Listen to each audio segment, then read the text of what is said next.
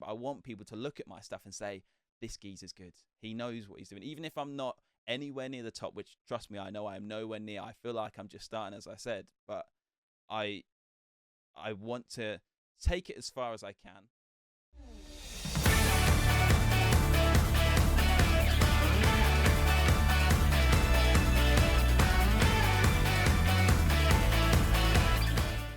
Hello all and welcome to the Scouting Centre, a show designed for you to get to know your favourite content creators as well as their content creation journey. My name is Diz, aka Mr_Diz83. You can find me on Twitch, Twitter and YouTube. If you're enjoying this series, can I ask that you like this video, subscribe to the channel and leave a comment below. On the last episode, Dr. Benji said he would hook us up, so if you want to, please drop some names in the comments. And it would also help with the YouTube algorithms.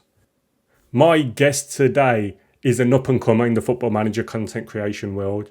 He started streaming in Twitch in April 2020 and has close to 1,200 followers. And you can watch him do his JP Lynette save over on Twitch, which is a custom creator club. His YouTube has over 600 subscribers, which he also started in April 2020. He's done content such as his Borussia Dortmund series and a bespoke How Quickly Can I Get Sacked, where, ironically, he tries to get sacked really quickly. He's a video producer for Norwich City Football Club and the newest member of the Football Manager streamer Showdown family, having made his first appearance on Season 2 of the Football Manager 21 Lowdown, where he slotted right in. Dr. Benji famously said about this person that if he carries on with his YouTube, he'd have over 20,000 subscribers within a year. The sky really is the limit for this individual. Ladies and gentlemen, he is the custard cream of the next crop of content creators in the Football Manager world. I give to you Josh Peach. Josh, how are you doing, my man? Wow. Diz, your intros are amazing. I'm amazed you found out so much to say about me. But, wow, thank you, mate. I'm great. How are you? I am not bad, my friend. I am not bad. And you know what? Ultimately, you are a really impressive individual, my friends. You have done a lot in your short time on this earth, I was going to say, because you are only 21 years old, aren't you? I am. I know. To be fair, only just 21. I feel like, yeah, as you say, I feel like I've done a lot. But I do also feel like this is just the beginning. So it's interesting. And I'm really excited to find out about that, to be fair. And we will find out about that in this interview because genuinely the sky is the limit for you, my friend. And that's been said by several people. So, what a compliment. Wow. My first question to you, Josh, is what got you into Football Manager? Wow. It's a game I've played for ages. I'm not really sure where it started. I mean, my stepdad played quite a lot of it when I was a kid. So I think maybe Champ Manager 06 might have been the first one that I saw. Because I had a PSP, like an old school PSP, and I remember, like as a kid, my mum saying to me stuff like, right, start the game, tidy your room or whatever, and then go back to it. So like I remember doing an Arsenal save, stuff like that on my PSP, and I'd hit play on a game, and I think they used to look like, instead of like the round 2D dots, they looked a bit like, almost like tic-tac type things. I remember that was way back. So that's the first FM I played, all the way back. And I didn't touch it for a while. Then we all got gaming PCs when I was like 14 and we all started playing Minecraft. And then I thought I'll dabble back in FM again. And then I left it all the way until 2019. So it's been on and off. But I think just generally my love for football and my connection being around people that love football as well, it just kind of came from that really. And then all these years later, you decided to become a content creator from when you first touched Championship Manager / Football Manager. How did you come about that decision? I don't know, really. Again, when it comes to content creation, it's something that a family thing. Like a lot of people in my family have like taken photos and introduced me to cameras and stuff like that. So that side of the thing happened early with people like my granddad, and my granddad on my mum's side left me a camera and stuff like that. So I suppose the creativity side came from there. But I mean, the Football Manager side, I mean, we were in lockdown, and it was a kind of to be honest, a bit of a rough personal time with I had some quite upsetting family news around some illnesses and stuff like that. So I kind of had to take myself out of that situation most of the time, because otherwise I was just sat there. I was still working from home. So I just kind of took myself away and thought, I've always wanted to do this. I hadn't found Football Manager YouTube that much earlier, to be fair, only in the November before the lockdown. So it was kind of like, I'm enjoying watching it all. So why don't I just step into that into that world and just give it a whirl while I've got so much time sitting around on my own, really. Yeah. And you've done some form of content creation before because you did have a previous YouTube channel, didn't you? Yes, you've done your research, Diz. I like this. This is impressive. I've had YouTube channels for years. I was thinking about this earlier. I thought I thought you might figure this out or might find it. I'm not sure you would have found my first channel because that is probably privated now. But I think I was about 10. Wow. Have you found that one? I'm not sure you would have found that one. I will send you the video afterwards because I've still got all the links to it and stuff like that. And the video is awful. The Barnet I have then is worse than the one I have now, which is quite impressive, to be fair. But yeah, so I've been making videos, that's like 10 years. That feels like a long time. Obviously, very badly before, and hopefully they're okay now. But yeah. So it's obviously a passion you've had from a very young age, and you've said yourself that's been instilled in you from your family. Did you ever think definitely. you'd do this professionally? If you're more leaning towards, say, the Norwich stuff or like the Football Manager stuff, it both kind of just like fell in front of me type of thing. Which at the time I was a bit like, oh yeah, I'll just apply for this. I'll do this Norwich apprenticeship. But then when I look back now and I kind of almost join the dots from where things started and how when we used to go watch football, my granddad used to take a camera and he'd show me, or like when I used to play, he'd take loads of photos of me and then we'd sit there and we'd crop them and we'd just not very kind of like technically skilled, but that would happen. And then I'd go and take my YouTube videos, for example, when I was a kid and try and play FIFA and watch KSI and do stuff like that.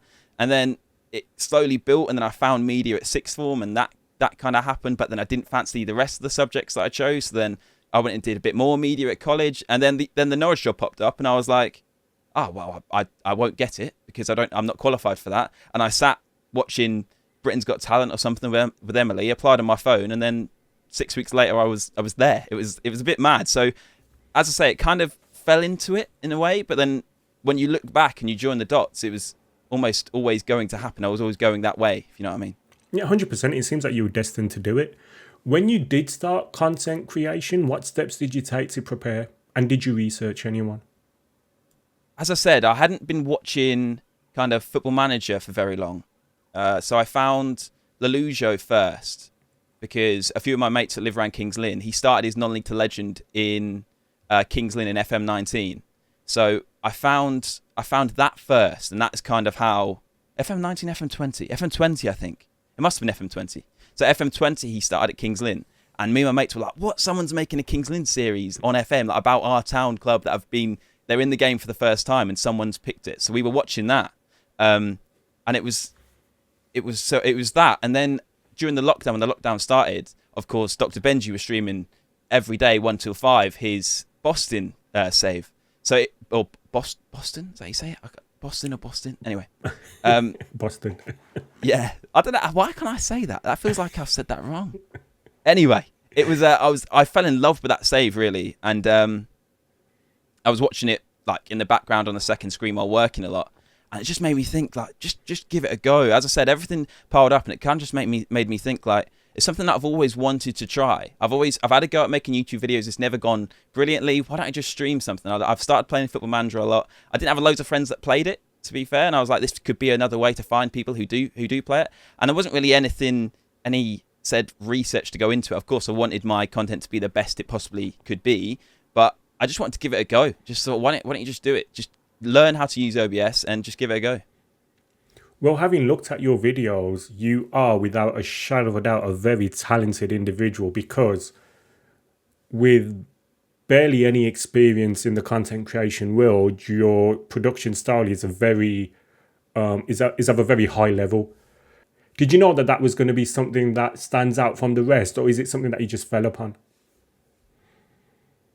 I think I knew I've kind of got this personality, kind of like a perfectionist in a way, where I always 100% want to make everything the best it possibly can be, especially when it comes to content creation, as you say. Of course, the Norwich job plays a massive part in that, because every single day I am making videos, I'm shooting different projects, I'm like shooting kit launches and with players, so you have to make sure they look good. So I was like, well, why don't I take what I know from that area and try and make myself look good? And I knew especially YouTube, is such a saturated market, isn't it? And you've got people like Lelujo who do it fantastically, Dr. Benji, Zealand, Work the Space. There's so many people. I mean, I could go on for ages, couldn't I? So I knew I had to enter at quite a high bar to even get, I don't know, 100 views or something. Do you know what I mean? To try and get myself noticed. So I'd watched a lot, as I said, and I learn a lot from just watching other people and taking in what they do. So I knew if I could apply a certain amount of what other people do, but add my own spin and my own personality and how I kind of present to camera, I felt I'd be on the right sort of road. But I mean, I've spoken to Kev a lot about it. I didn't know anything about the community itself other than watching. So it was a bit of a guess from that point of view. But production wise, I felt like I know how to set up a camera. I know if I am confident when I'm talking, it'll come across a lot better than if I shied away. So it was, just using that and hoping that the end product looked good. And then in relation to your stream style, your graphics are quite unique, and your camera positioning and the way that is as well is quite unique as well. Was that by design as well? Yeah, when I started, I think it's quite well known. I do it all off a MacBook, but not completely. I've got monitors and keyboards and all that stuff, but the main machine is a MacBook. So when I first started, I used just the MacBook camera, and I quickly knew that wasn't going to be able to last. If I was going to carry on from this, I would have to move to a proper camera, because as I said, with YouTube, Twitch is also a very high bar to start at to get noticed. The discoverability on Twitch is notoriously quite difficult to come by. So I knew I had to set it up at again, quite a high level. So I quickly figured that out and got a cam link, and I think Emily bought it for my birthday, who Emily is amazing, by the way, the amount of support she gives me, but we'll probably come on to that at some point. 100%. She got me that, and I already had a camera, as I said, from like doing photos and that with my granddad, with my dad, with my family, other stuff. So I knew if I could hook that up and I could get that going, that's one piece of equipment I don't have to buy, but it would take my stream to another level in terms of how it looked. And then where I am at the moment, I paid more attention to the backgrounds and how you can kind of put things in the background to create a topic and get people asking and catch people's eye a bit more, so that the lights play a big part in that. And the different pictures and just stuff like that, really kind of putting things in place that make the viewer stay for that, even if that 1 second more, to make them hear you say something or they're intrigued by something, just to kind of keep them there for that little bit longer, if it's enough to kind of get the hook in and keep them there, if you know what I mean.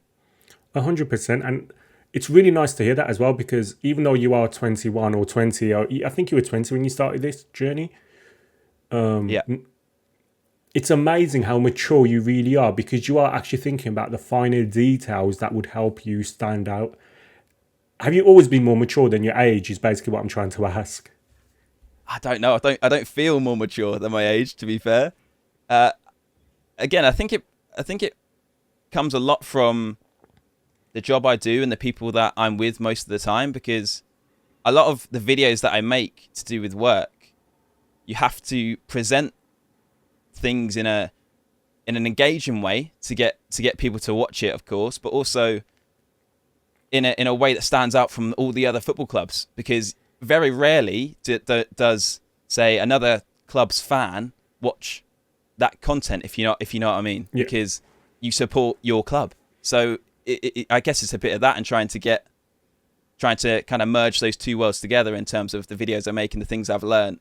Especially when it comes to social media as well, and how you structure tweets and your tone of voice on tweets and things like that. Yeah. Well, you're also unique in your Twitter as well, because when you advertise yourself, you are very personal. You film yourself, don't you, before you start a stream, and what your plans are for that stream. Once again, it's a very unique approach, isn't it? I've never really thought about it being unique, to be fair. That's kind of what I mean. I put a lot of effort into how everything kind of links together. I'd like to think it does. Hopefully it comes across that way as well. I try and, as you say, advertise the streams and act on a personal level to kind of show people what it is, without them having to come onto Twitch and find Football Manager and then find me that way as well. Because of course you like a tweet on Twitter and it will be viewed on on someone else's newsfeed. I could have said that a lot better. I realise I could have explained that a bit better, but it's all about discoverability that way as well. So I'm trying to merge the two together and make sure that when I tweet something, you know it's from me, because it's the same sort of thing you'd see on a stream from me as well. Yeah. So what Yeah. skills has being a video producer for Norwich City Football Club given you that's transferable in your content creation world? And I know it might seem obvious, but I feel like we should just explain because once again, you are forward thinking in everything that you do. You are a very impressive individual in everything that you do. I've always been impressed with your quality of you, the way you come across, your production, everything about you. I'm impressed with, my friend. So I just want to So ask, nice, like, what this. kind of skills has being a video producer allowed you to do, or given you that you can transfer into this world? So many compliments, Diz, man. Thank you.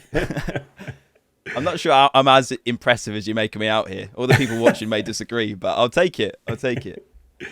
Mate, I think I've got to know you very well recently. Obviously we're still getting to know each other, but obviously once again, like, you know, I only say it if I believe it, and 100%. Every time I speak to you, I'm more and more impressed. So by the end of this, you're going to be a 10 out of 10 in my eyes. I don't know where we go from there. To be fair.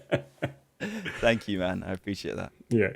So as a video producer, what skills has that given you that you can transfer into this world?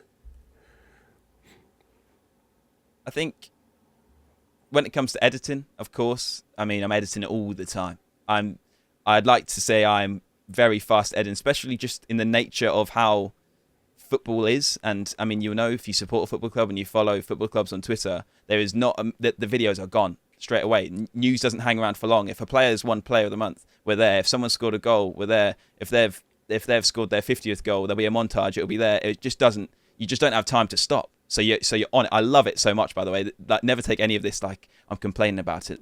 I love my job, and I think it is the best job I could have ever found myself in. But yeah, editing wise, it makes me so much quicker because I spend my whole time looking at Premiere Pro. I don't think I've spent a day without it for years now. So that obviously helps when it comes to content creation, when it comes to YouTube stuff. It can be a bit of a hindrance, I suppose, because that's kind of part of the reason I don't make as many YouTube videos as many people think I should, because I spend all my time making videos. I sometimes find it a bit difficult to then come home and continue to do that because I've spent all day doing it. So that is definitely one skill which is highly transferable. I think also the kind of self evaluation and reflection, because again, when it comes to social media, everything moves so fast. You don't have time to get comfortable in the way that your videos look or the way things are produced. You have to be on the top of your game. And especially it goes back to bringing in new fans into, say, the Norwich scene. You have to make sure that you are better than the rest of the clubs around. So I knew that coming into it, I knew that my videos and my streams had to be better than the people around me, or at least constantly getting better, getting up to that level. So I try to never keep anything the same for very long, and I'm always trying to move on. It comes back to being a perfectionist again. I'm always looking for the next thing which can hopefully propel me to that next level and kind of keep me up with everyone else, or just as I say, just take me to a next level, not worrying about anyone else, just taking me that far.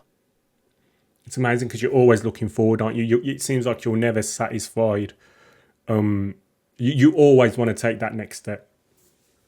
Yeah, Emily will tell you just from a fact of watching other people.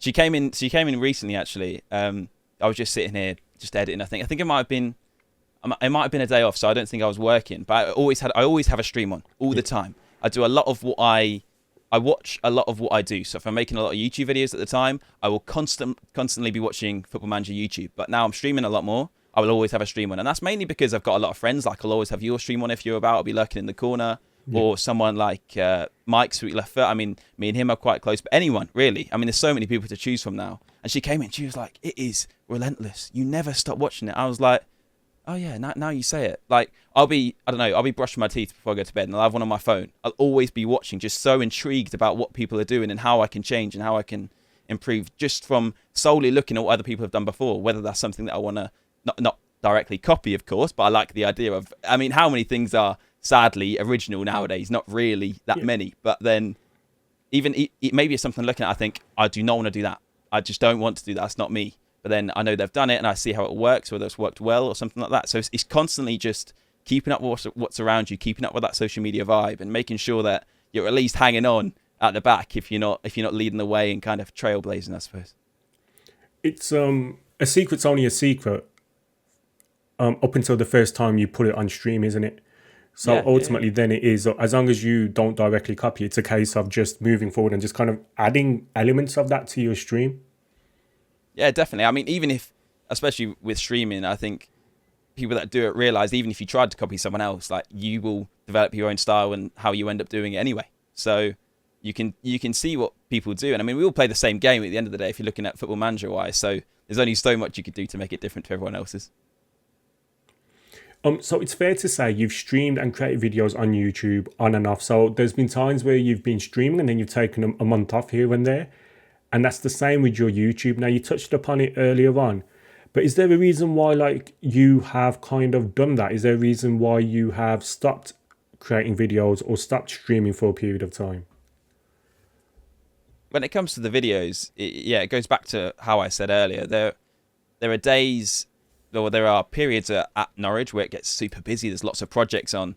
So I was finding it difficult to come back and then sit down and edit for so long. And I mean, if I could afford an editor, I would be away. I would be recording videos all the time because I love playing games. I love talking to the camera.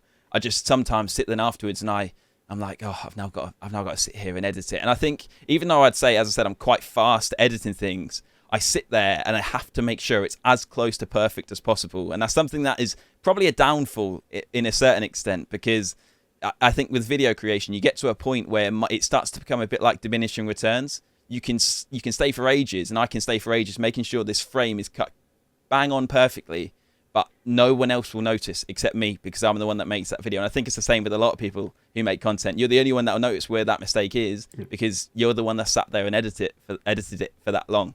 So yeah, sometimes from that point, that's probably why I don't make enough YouTube videos. And there are plans to go back to it. I just think I have to be a bit more smart in how I do it, and kind of maybe get that bulk of, I don't know, a few videos in the bank, so that when there are difficult times or times where I'm not feeling it, I've got those in the bank ready to go. And hopefully I can then avoid having a massive long break, which I'm on at the moment. I don't think I've uploaded since, I don't know, January maybe. It's been a while. Twitch is a bit different. When I started in April, as I said, and or as you said, you said it, I was like, wow, it's nearly been a year. Yeah, exactly. That's crazy. I had a massive break. I think I did April to August-ish, and I think it was maybe 5 days a week, 7:30 slot. My little community that we built knew. They were all there, bang on, 7:30. And as I said, I streamed a lot, and I loved it, and it was so much fun. And it was kind of, it got to a point where I was like, wow, like, this is heavy now. This is like, where do I go? I felt like not that I'd reached like as good as I could get, because I'm always trying to improve. And I mean, I look at my streams from then now, and I'm like, what was I doing? Like, that is not good. I don't know what it was. I guess it was kind of a bit of like maybe a bit of a burnout to a certain extent. Yeah. I kind of maybe did the same thing for too long, and then I was just like, like, what do I do now? And I think looking back, even though the break was way too long, it was the best thing possible, because I came back and I had redesigned everything. I had upped a few different things. I changed just about everything, other than me and the way that I spoke to camera. I guess I changed everything: new alerts, new designs, new transition, new just layout on the stream. And I think that gave it a real big boost, and it took it so far. Like, I look at my old graphics now, and I literally drew them on my phone. And I'm amazed. As I said, like, I'm on about me being a perfectionist, and I look at that and I'm like, what was I doing? Yeah. So yeah, I think it helped having the break, but I just wish it wasn't that long. And I'm hoping now, there's of course, there's going to be difficult times again where there's a lot going on just in life. Life will get in the way. But I'm hoping that at that point, I can just maybe, at very worst, take a couple of weeks off, or just drop the streams down so there's maybe 2 a week instead of 4 a week, or something like that, you know. So I've learn't that it's not a good idea to have that much of a break. And I kind of knew that already, but sometimes it's going to be inevitable. Well, it also sounds like you were obviously working full time. You said yourself that you had some personal issues you were dealing with. You were streaming from 7:30, 5 times a week. It seems like maybe now you've also learned, because I know your new schedule is pretty bespoke, as in it's what you can do during that week, as well as trying to find some balance, I feel. It seems like you've learned that lesson as well. Is that fair to say? Yeah, I think so. As I said, the 7:30 every night was brilliant. And I think I echo it to everybody. I mean, you know it is. Consistency is massive in this game. If you upload 5 times a week, people will find you. If you stream 5 times a week, people will find you. If you can be consistent and do it at the same time, people will find you even more, because they'll always see your name. Even if they don't click it, every night they'll see, that guy's streaming again. That guy's streaming again. And eventually the curiosity or the intrigue will get enough, and it will get too much, and they'll click on you and you'll be there. Sadly, at the moment, I can't stream 7:30 every night, or 7:30 4 times a week or 3 times a week. I have to, as you say, change to what I can do. And that does help me in a way because, as you said, like I can now fit streams around what else is happening, and I never have to worry like, I normally stream on a Wednesday night and I can't do that. And I do try and keep it as consistent as possible, but yeah, I kind of have to work around life. So I'll release weekly schedules on Twitter and in the Discord so people know when that is, and I try and plan it a week ahead. It's never perfect, but I just aim for 3 or 4 streams a week. It's normally in the evenings. We do maybe day streams on weekends, but yeah, just trying to find that time to work it around normal life, but still making sure that I'm producing enough content for people to find out who I am and keep the community that I've already got, really. See, I'm listening to you and you sound so driven. Is that fair to say that you want to 100%? This isn't a hobby for you. It's something that you actually want to do going forward in the long term. Yes and no. I would say I'm very driven, and I am in a lot of things, especially when it comes to this kind of content creation thing. Like at work, I'm the same. I'm like, we always want to get better. We always want to push ourselves. We always want to be seen as the best video team about. And it's the same here. I want my content to be looked at and be like, yeah, this guy is good. This guy knows what he's doing and he's good. And I listen to a lot of stuff. And by the way, the Dr. Benji one was unbelievable of the Scouting Centre. And I listen to him and the stuff he says, and kind of the stuff he says about Zealand, and how we all sit there and we say, this geezer has got it. Yeah. He is doing something completely different to anyone else. And the way he markets himself and the way he's kind of going a bit mainstream in the way he makes his videos look, if you know what I mean. He plays the game, everyone says, does the algorithm, works on the algorithm very well. And I never want to be, I suppose I do want to be compared to people to a certain extent, but I want people to look at my stuff and say, this geezer's good. He knows what he's doing. Even if I'm not anywhere near the top, which, trust me, I know I am nowhere near. I feel like I'm just starting, as I said, but I want to take it as far as I can. But whether I want it to be a full-time thing, I think it would hopefully eventually get to the point where I'd have to choose maybe a full-time thing or carry on what I'm doing. But I love what I do in my day-to-day work as well. And this is kind of more than a hobby to a certain extent because, as you say, that the drive and the commitment I kind of put into it is almost like a second job in a way. But it's a very fun second job, but it does take a lot of work. So I think it's a difficult one. It's not one I've really thought about. You've kind of sprung that one on me there. But that was me completely thinking out loud. So if that made any sense, then happy days. Yeah. Speaking of your rise and how much work you put into this, Dr. Benji famously said on the content clinic that I did with Lelujo that if you carried on with your YouTube, you would have 20,000 subs within a year. I've obviously called Dr. Benji the head of the table on the last episode of the Scouting Centre. And if you haven't, viewers, go and check it out after this one. How did that make you feel, though, to hear the head of the table say that about you? Yeah. It was a bit of a wow moment, to be fair. I've had conversations with Kev and Ben about it, and they have said, just do it, and you will grow. If you can get enough videos out, you will grow. And I sit there and I think, thank you for that, for saying that. That is mad to get that sort of praise from, as you say, people who are doing it for a living and hopefully know what good content is when they see it. So that was massive. And I don't know, it's not regret in a way, but I sit there and I think, yeah, if only I had more hours in the day that I could do it.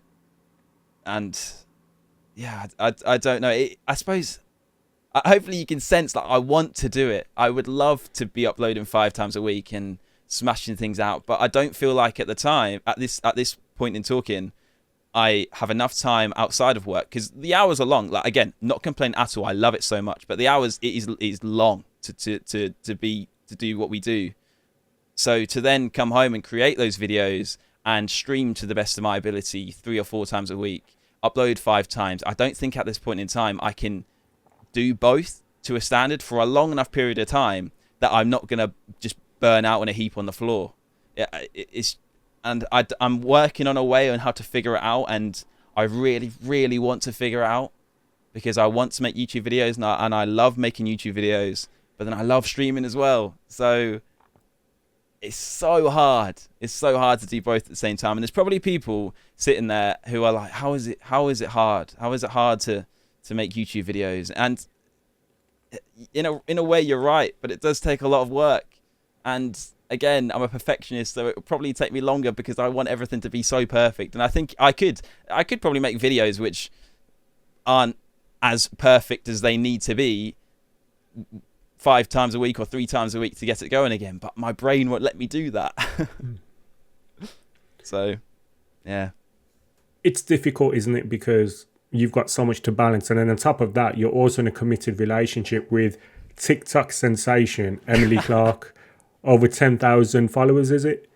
10,000, 54,000. 50, so definitely over 10,000 followers. I just want to confirm just about, yeah. How supportive has she been, and how is it being with a TikTok sensation? TikTok sensation, I love it. Make sure you go follow at Emily C Taps, everybody. 100%. I'll put the link in the description. Oh, she'll love that. She'll be all over that. Yeah, she is amazing, to be fair to her. I probably don't tell her enough how lucky I am to have her support me. And she's always in the streams. You know, she comes in your streams. She'll come and watch your streams, and she always says, "Is this streaming today?" And she sings your song, your follow song, to me. So, yeah, she is amazing. She's helped me a lot, and she kind of puts things into perspective sometimes. So, say I've had a bad stream and there's not been many people about, she'd be like, "Yeah, but you've still had this many people." Like, and it's so hard, and people say don't look at numbers, and I commend anybody that doesn't look at numbers. I know you don't, Diz. No, happy days, mate. That's impressive how you don't.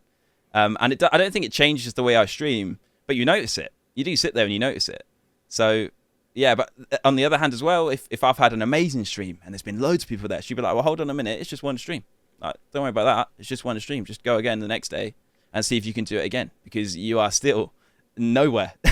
So she's very good, and she, as I said, she supports me endlessly. She watches all my videos before they go out. She helps me make decisions on different things, and yeah, she is amazing. It is difficult sometimes because I have to spend a lot of evenings up here talking to a camera and talking to people in the chat rather than being with her, and I think that does frustrate her at times. But yeah, she is amazing, to be fair to her.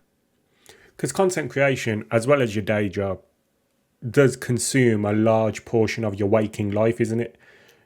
And then you've obviously got to be an excellent boyfriend to somebody who's also so supportive towards you. Yeah, excellent boyfriend. I wonder what she'd think, whether I am or not. I don't know. I know you now. She better say excellent boyfriend. I told you by the end of this you're going to be a 10. Hopefully. Yeah, it's quite funny though, because we both started this. So she started her TikToks in lockdown as well. I think she saw, she was furloughed, so that obviously wasn't too great. But she saw me streaming. I was like, "Oh, trust me, it's so fun. Just make something. It's like so much fun." And she found TikTok, and obviously does a lot of tap dancing anyway, and kind of found her niche. And it didn't work for ages. And then there was a period. I don't know why. I just turned into the Emily Clark podcast here. But she started again, and she was like, I'm gonna do it properly and analyze everything, kind of the same way that I analyze everything Football Manager wise.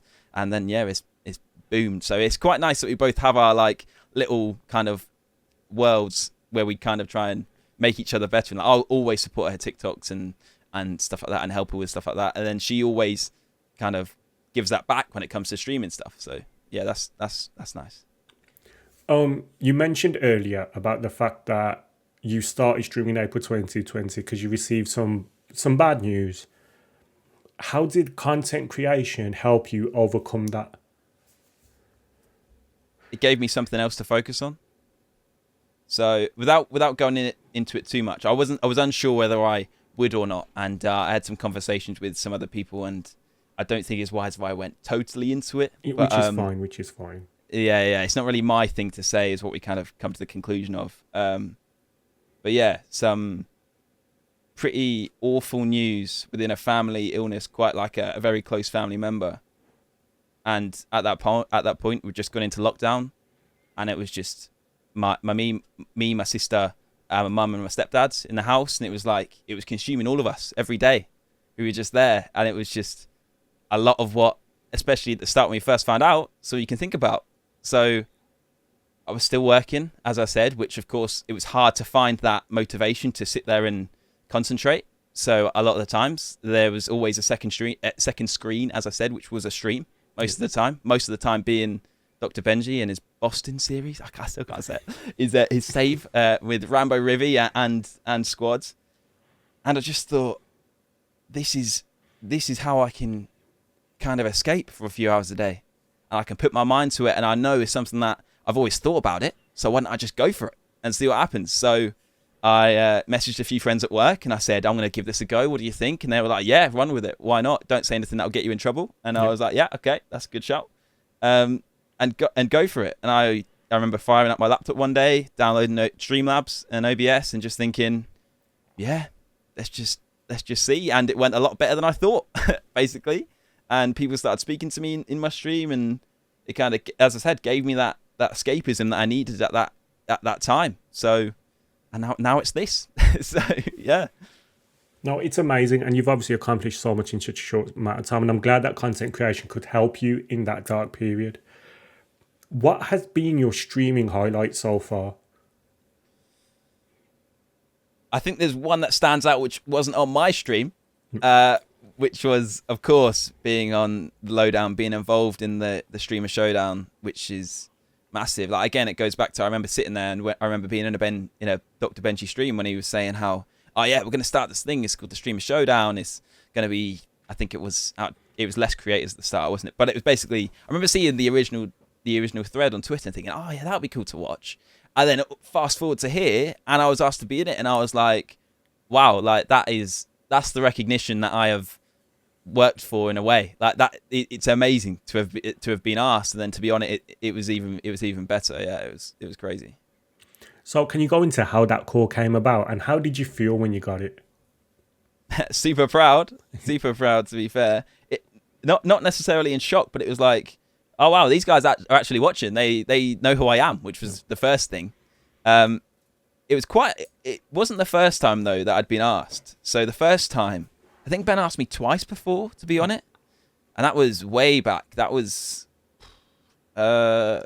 maybe July time, I think.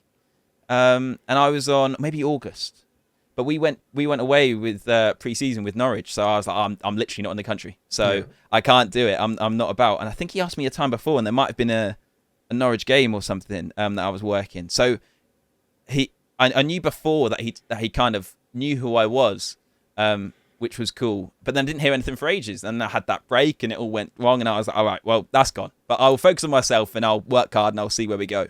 And then it's the same sort of thing. He messaged me maybe 3 weeks before it, and just said, hello mate, let me know when you're about. And I was like, I had a little inkling, of course. I was like, is it to do with the Showdown? Maybe. And then I kind of took myself out of it. I told Emily, she was like, nah, probably not. Probably just wants to talk to you about some editing or something. I was like, yeah, you're probably right. And then he asked me, and I was like, yeah, 100%. Like I am definitely. And we jumped on the call, and he showed me everything. And it's like a military run operation, the Showdown and the Lowdown. And it is very impressive. Having worked on a lot of shoots and with a lot of different companies and things like that in producing things, they know how to organize something. They are all over it. The amount of work, I know everyone says it, but the amount of work that Ben and Matt Nerdphonic put in, and to be fair, a lot of the guys put in to make it happen, is outstanding. And it is, it's a very big project, which I think, we all see the results are amazing from it, so it's worth it. But yeah, it was a little bit, I don't know whether surreal is the right word, because I kind of felt if I worked as hard as I could, I was at the standard to eventually get contacted again. But I didn't expect it to happen that soon again, I think, is the idea, is the wording. So then you're on the Lowdown. So firstly, I want to commend you because you slotted right in. Like, you would have known it was your first Lowdown. And I think many people said that. I was in the chat. I was seeing the chat. I was spamming your emote. I saw it. Don't worry. Thank you for that. But it looked like you'd always been there. So you were natural. On Saturday evening, you, as well as the other people in the Lowdown, were on the front page of Twitch. This was your first Lowdown. How did that feel? And did you understand what was happening at the time? It was, yeah, it was crazy. I was actually more okay with that than I was the Thursday draft at the start, to be honest. That at the start, I've never been so nervous. I'll tell you what, dude, a little exclusive. It kind of happened at the start of this. I was fine, literally fine. And then you started introing it, and I was like, whoa, hold on, mate, what's happening here? Like, this is going to ask me questions here. I'm not ready for this. And it was like that as well. Like, I sat in the call beforehand. I was chill. I was ready. I did my research. I took days off work the days before to make sure my research was there and on point. Yeah. And then Matt started to do the intro, and he was like 10 seconds left. And I was like, oh no, like, am I ready for this? My face started to shake and everything. I was like, oh no. But then once we got to the Saturday, to be fair, after the first 5 minutes, once I'd said the first thing and that, I was fine again. Like, I imagine if I ever do something on a big scale again, or again get invited to do another podcast somewhere, the same thing happened again. It's really weird. But yeah, once we got to the front page stuff, it was like, yeah, I'm in my stride now. I'm there. Like the same now. Like if we were now streaming to, I don't know, 3,000 people, or it was like 7,000, I think the highest or something.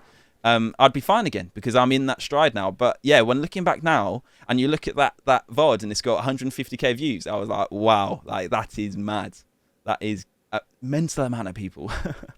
And it's all about just managing yourself, isn't it? And now you acknowledge that that's something that is part of you. It's easier to manage as you go forward.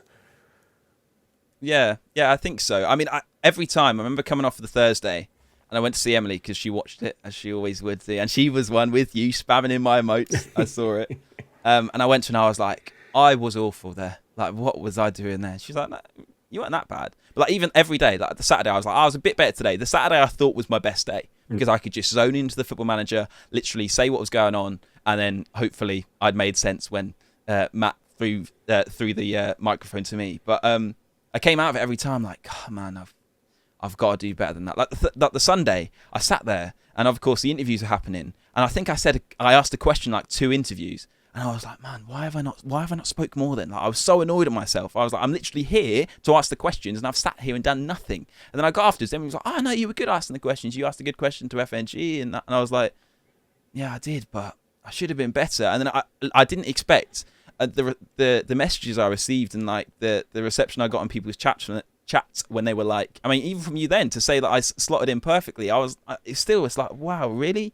Because I thought I was so far below. I mean, the panel I was working with was amazing. Dupe's quality, Curtis' quality, and me and Mike have been speaking since the start, since we both started this. And of course, Matt helped me loads in terms of before, during, and then afterwards, giving me feedback on what I can improve on. So I felt I was very below the standard of the people around me. But hopefully, I mean, as people said, I'm not sure whether people are saying it just to be nice, but they're saying that I did an okay job. So that's really nice to hear. No, you definitely did. You definitely did. In the lead up to it, was there anyone who helped you more than anyone else in the lead up to the lowdown? I think Mike played a big part. Of course, I knew Mike quite well before, and as I said, I'd say he's probably the person I'm most closest to within the community. When Ben gave me the first like Discord call about it and telling me like making sure I was going to be in it and telling me the dates and things like that, he added me to the Discord. And of course, it says like Josh Peach has landed in the Discord. And I remember Mike messaging me as that happened, saying, "Oh my God, you're in! Welcome in! I'm so happy!" And I was like, "Wow, like this is big." And then later that night, he called me and he was just saying like they're going to ask you to look for this. You get assigned a positional group, and you have to look for your top picks, your worst picks, all of that. So he helped me a lot. And I had so many questions. And Ben said he goes on about the meeting that we have on the Sunday night afterwards, and he said in that he was like, not to embarrass you, Josh, but I love the fact that every day there was a Discord message saying, "Do I need to know about this? Can you tell me when I need to know about this? Like, do I need to research that?" And I was like, "Yeah, I asked a lot of questions there." But like the same with Mike, I was sending all the questions I sent to Ben. I sent 20 more of those to Mike to make sure I was ready. But yeah, Mike was a massive help to me, and he continues to be. And every day, I speak to Mike every day. So yeah, he was a massive help in that, and I was quite glad that I had him next to me on the panel. But yeah, he helped a lot. Mike's amazing, to be fair. Mike is Sweet Left Foot, who's also been on the Scouting Centre episode 5.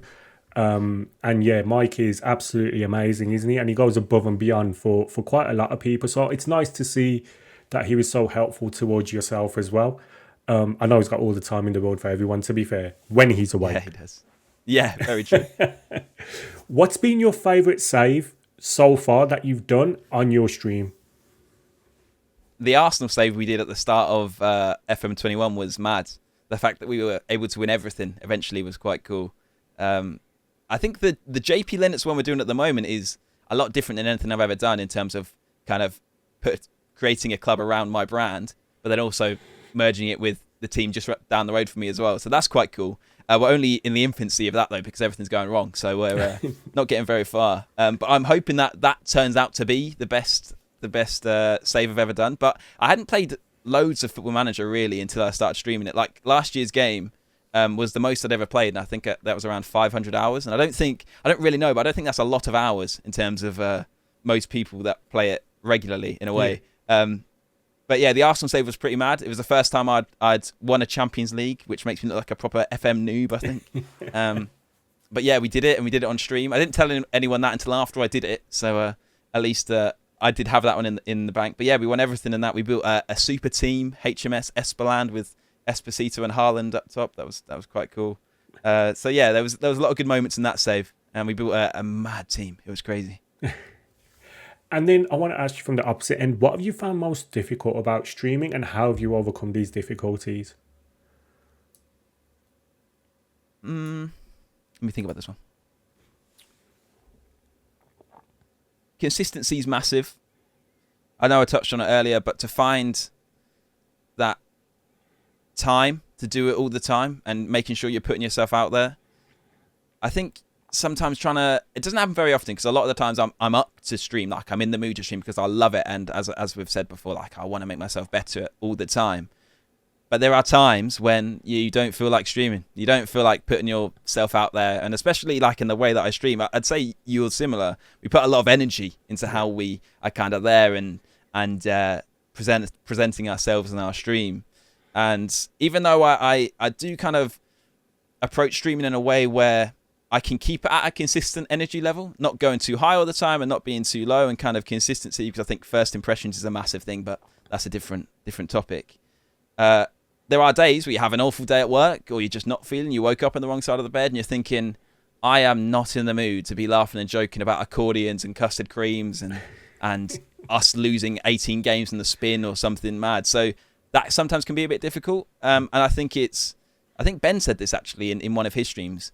If you're not feeling the stream, the worst thing you can do is go out there and stream. Because if you are sitting there and you are in a mood and it's obvious to see, it's not good content for anyone to watch. And you're actually damaging your perception as a streamer rather than enhancing it because you're streaming again and adding another stream to your deck, shall we say. So that can sometimes be a bit difficult, but I think you just have to take the time and make sure you're not doing it too much that you can't handle it yourself, I'd say. You're obviously one of the up-and-comers in content creation. Things are going really well for you. You're absolutely, you're absolutely running with it. What were your initial goals, and did you have any? Affiliate was always a massive thing if we're looking at Twitch specifically, because I thought that gave me a bit more kind of validation in what I was doing. It was kind of a first little goal to hit. Looking back at it now, I'm like, well, why didn't...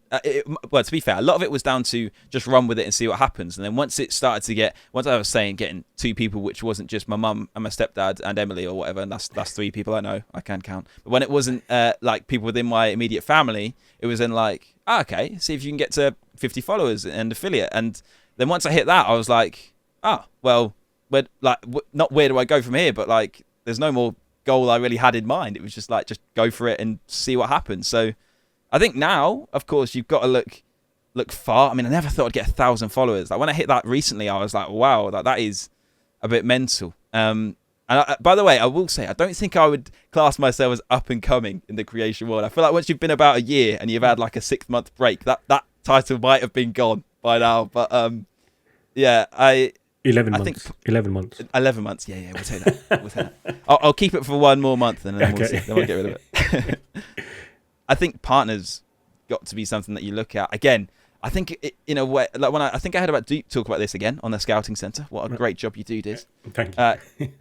it's just a bit of validation, which is just a tick next to your name, really. Not much really changes. But I think that tick for me is a symbol of hard work and dedication, and something that I'd like to associate with myself, so that more so, again, I suppose, is looking at validation. People that don't know Twitch, you can say, well, yeah, look, everyone, if you're verified on Twitter, everyone's be like, oh, hold on, who's this guy? But then if you're verified on Twitch, to people that don't know, it kind of shows, like, because there's so many people that don't know. Like, people that found my streams at work, and that they're like, I say, so what do you do? Like, you just play Football Manager and talk to strangers. I'm like, well, yeah, basically. But it's quite fun. Trust me, get involved. So yeah, I don't know whether it's a bit more like kind of validation, but yeah, as I said, that's to get that symbol and get to that, put enough work in to get to that level, which is way off for me at the moment. But to aim for that, I think I'll be going in the right direction if I hit it one day.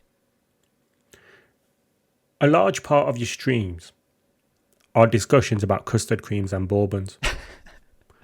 So you are firmly on the custard cream fence, to the point where I believe you got some birthday presents recently, which were actually packs of custard creams.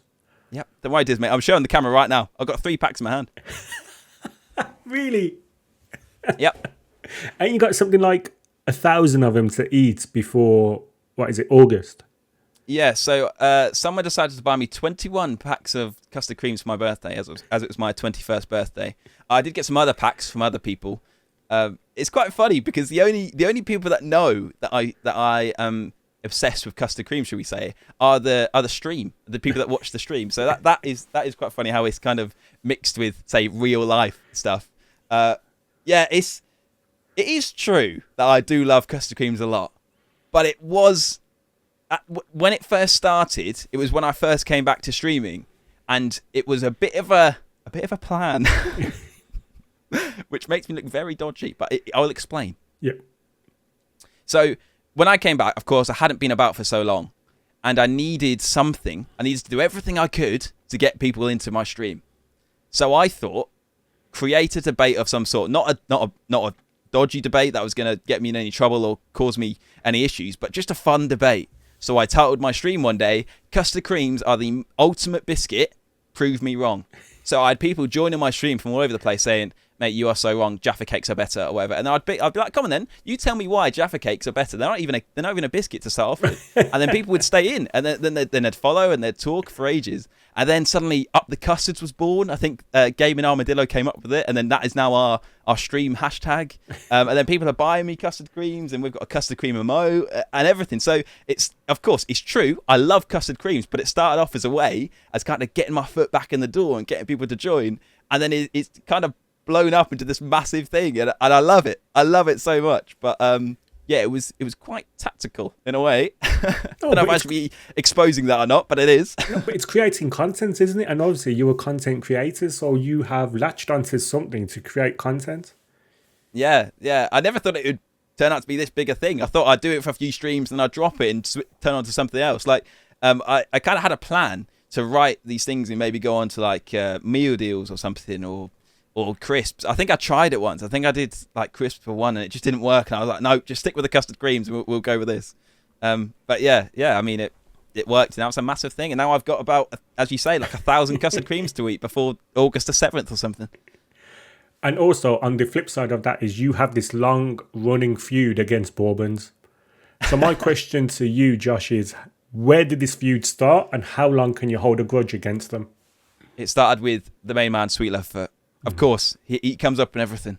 I think he actually started it by making a bourbon emote just to come and use in my channel to prove that custard creams weren't a thing, or weren't as good as bourbons. So that's how it started.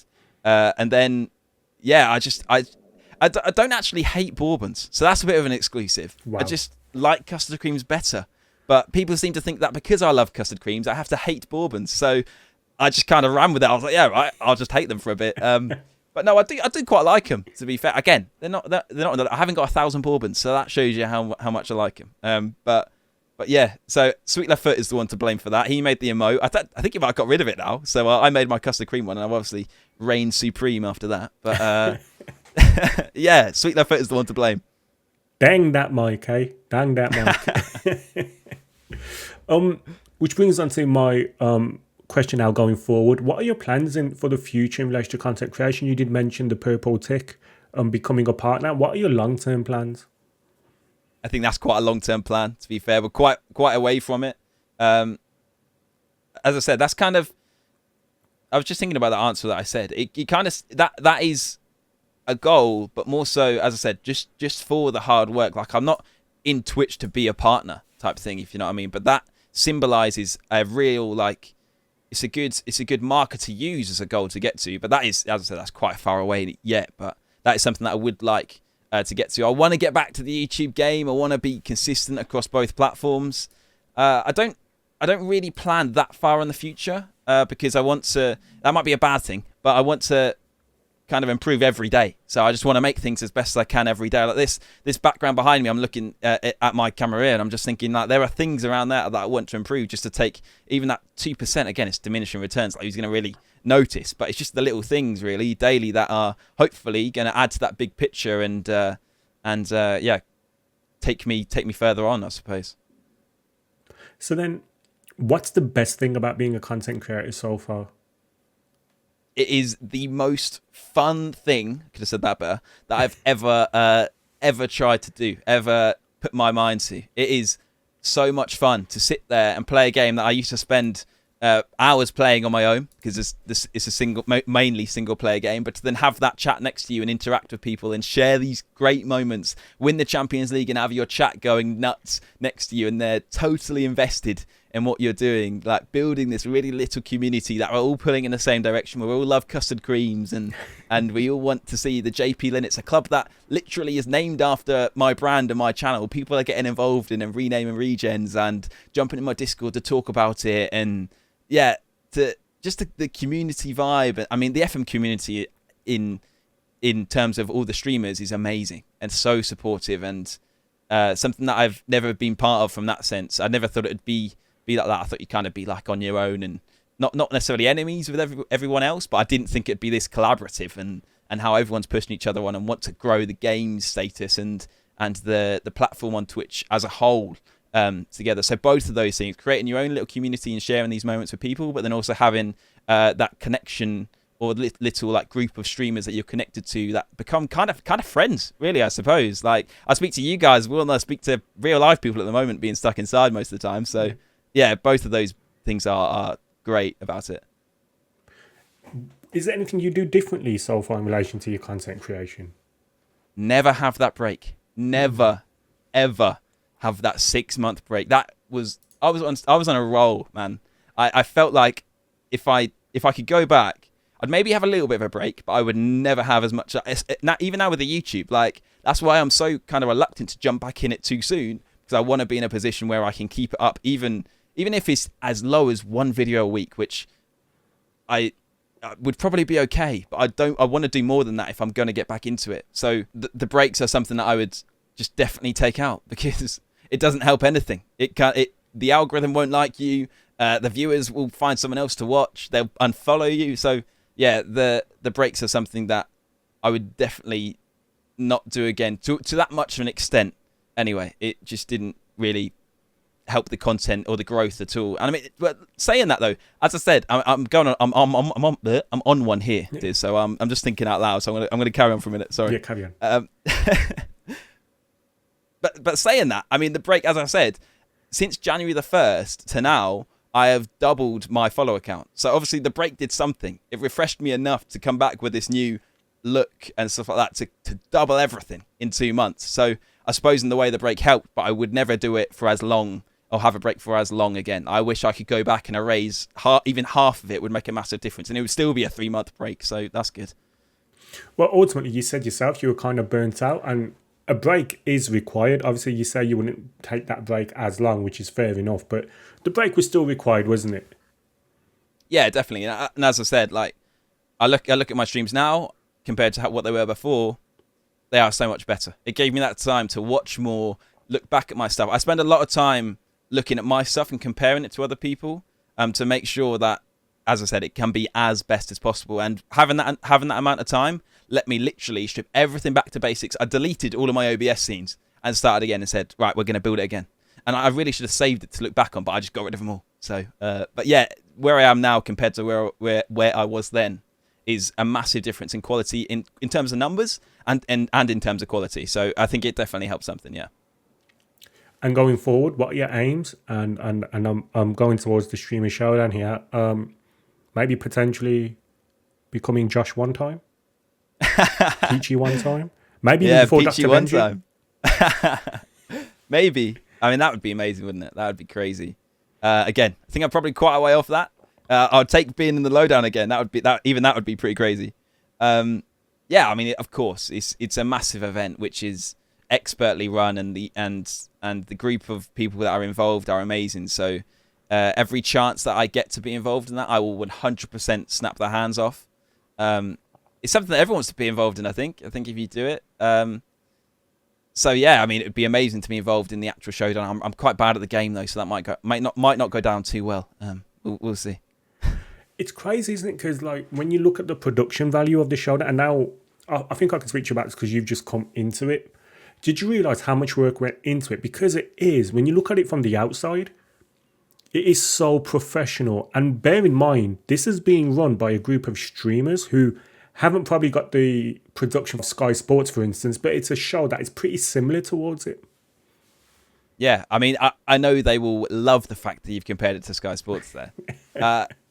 I think even though they are just a group of streamers, as you say, they are a very special group of streamers. And as I said, especially Matt and Dr. Benji at the top, like those two guys, they know where they want to take this. They want to make it the biggest and best event on the internet in any way they can. And the amount of work they put in is underestimated by a lot of people, but appreciated by the ones that are in that group. And as I said, I think Ben said it on his stream the other day, the first call that we had, I went in and I was like, wow, this is expertly run. They have everything down, everything planned to an absolute T. Of course, the game sometimes messes up, and that's where you kind of have to stall stuff. But if the game runs fine, everything else will be like a well-oiled machine, and it'll be perfectly ran. They've thought of everything. They have running orders and everything. I don't know how much I'm going to say, so I'm not going to say too much. But yeah, the amount of work that goes into making sure it looks as good to a Sky Sports production as you say is mental. Matt has over 100 scenes on OBS during the lowdown, and he smashes it, and he presents at the same time. So he's kind of producing and presenting at the same time. And then of course you've got Millie in the background who's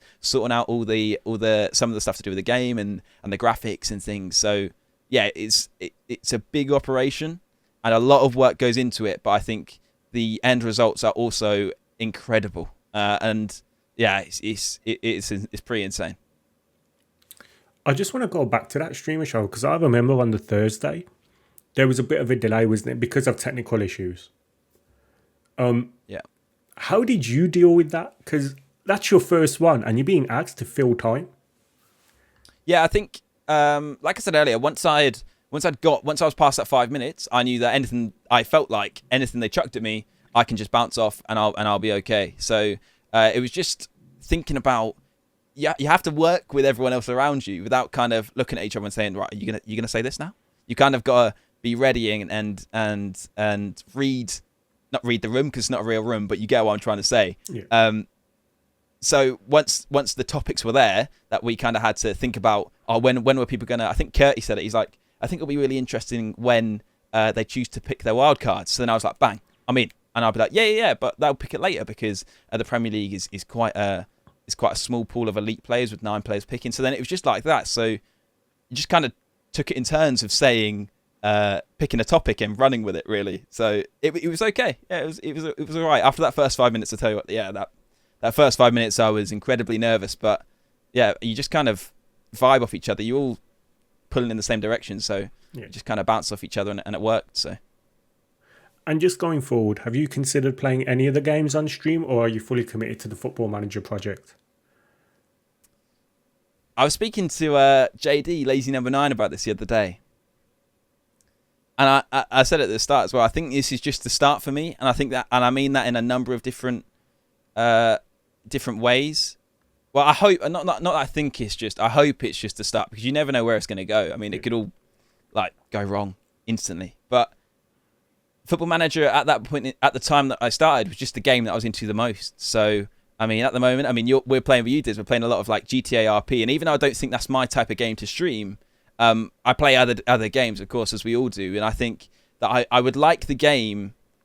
I'd like to kind of like the game to be a secondary, so I can kind of play whatever I'm feeling that day, and there'd be people about, and I think to a certain extent, I think everybody gets that, like, and I think it would happen, but I don't know. I don't think I'll play Football Manager forever, and I'd like to take it other places and play different games, but I think you have to see where things go, really. I don't know. I haven't thought about it too much, but yeah, me and JD have similar outlooks on that, and how this is probably just the first game of hopefully many that we can go and play, and people will follow us as well. So, which makes sense, to be fair.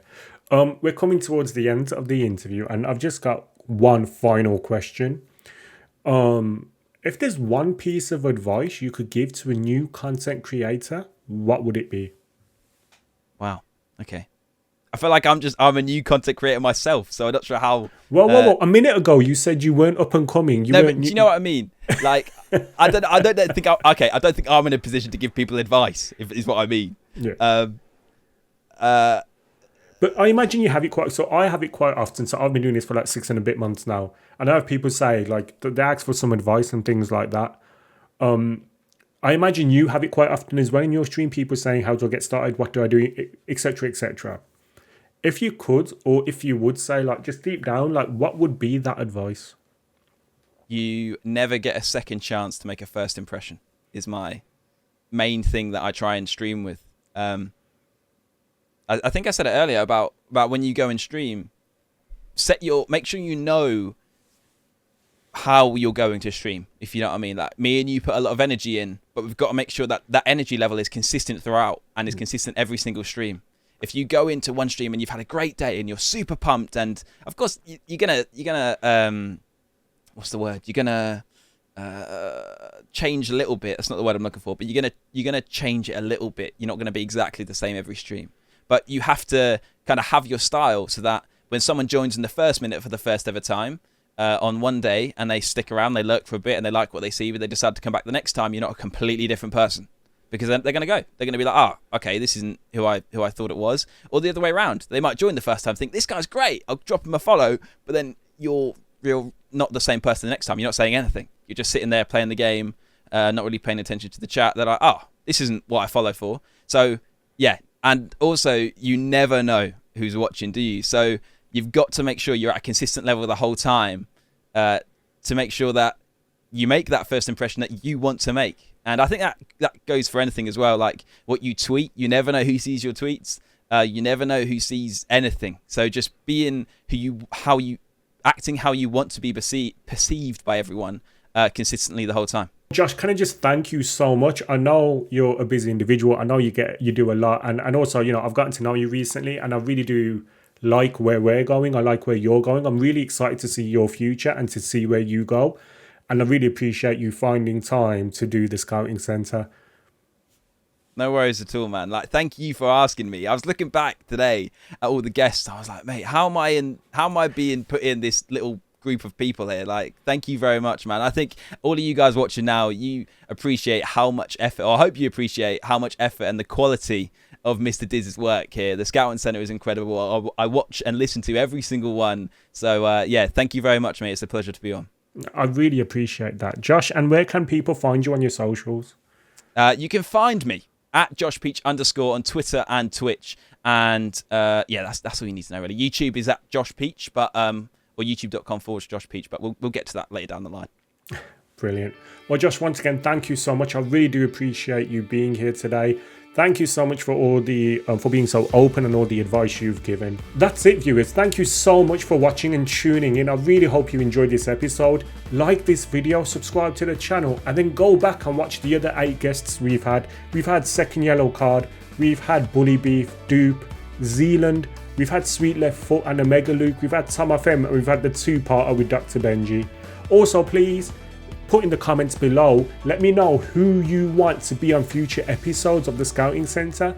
Dr. Benji said in his last episode that he would hook up the show, so please, please, please, let's try and get the best content creators we can, or the people you want to see.